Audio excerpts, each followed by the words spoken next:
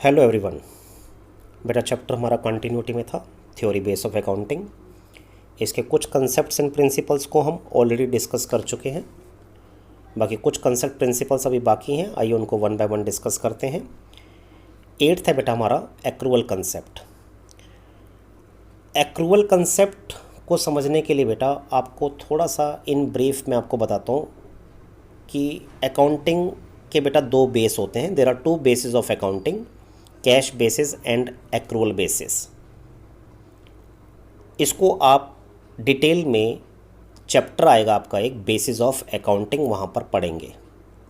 यहाँ मैं in brief आपको कैश बेसिस बता दूँ ताकि आपको एक्रूअल कंसेप्ट क्लियर हो जाए।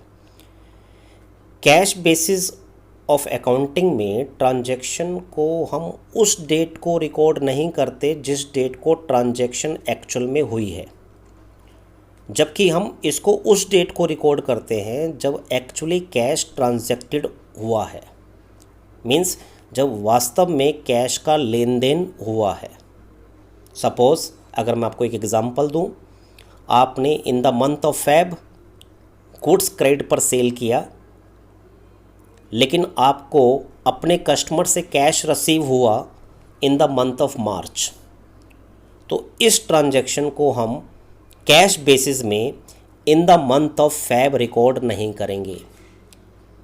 इसे हम तब रिकॉर्ड करेंगे जब एक्चुअल में कैश आपको रिसीव हुआ, यानी in the month of March हमें एक्चुअल में कैश रिसीव हुआ, तो इस ट्रांजैक्शन को हम मार्च में रिकॉर्ड करेंगे under cash basis of accounting. लेकिन बेटा हम यहाँ पे कैश बेसिस की बात नहीं कर रहे, हम एक्रूअल कंसेप्ट की बात कर रहे हैं। आइए समझते क्या होता है accrual concept. According to this concept, a transaction is recorded in the books of accounts at the time when it is entered into, not when the settlement take place. Accrual basis cash basis का just opposite है बेटा।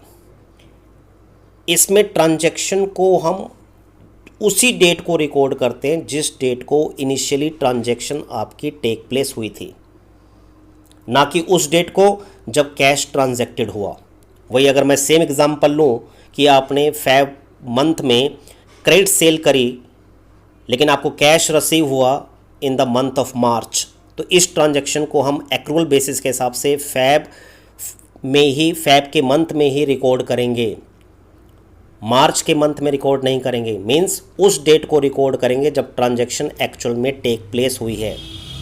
It is irrelevant cash is transacted और not, cash का लेन then हुआ चाहे cash का लेन then नहीं हुआ। बेटा ये कंप्लीट सेट ऑफ अकाउंटिंग को शो करता है। इसमें हम सारी adjustments related to outstanding expenses, prepaid expenses, accrued income, unexpired income, ये सारी एडजस्टमेंट्स का जो इफेक्ट है हम एक्रूअल कंसेप्ट में शो करते हैं। इसको हम कैश बेसिस में शो नहीं करते, क्योंकि कैश बेसिस में outstanding expense, prepaid expense, accrued income और अनएक्सपायर्ड इनकम जैसी एडजस्टमेंट अराइज नहीं होती।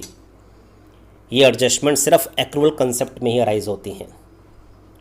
बिजनेस के अगर बेटा आपको ट्रू प्रॉफिट्स फाइंड आउट करने हैं और बिजनेस की ट्रू फाइनेंशियल पोजीशन को अगर आपने जज करना है, तो कंप्लीट सेट ऑफ अकाउंटिंग आपके एक्रूअल बेसिस होते हैं। तो एक्रूअल कंसेप्ट के अकॉर्डिंग ट्रांजैक्शन जिस डेट को हुई इनिशियली उसी डेट को आप रिकॉर्ड करो, वेदर कैश इज ट्रांजैक्टेड और नॉट। उम्मीद है बेटा आपको ये क्लियर हो गया होगा। अगर आप इसको गो थ्रू करोगे एक्रूअल कंसेप्ट को, तो आपको ये सारा क्लियर हो जाएगा।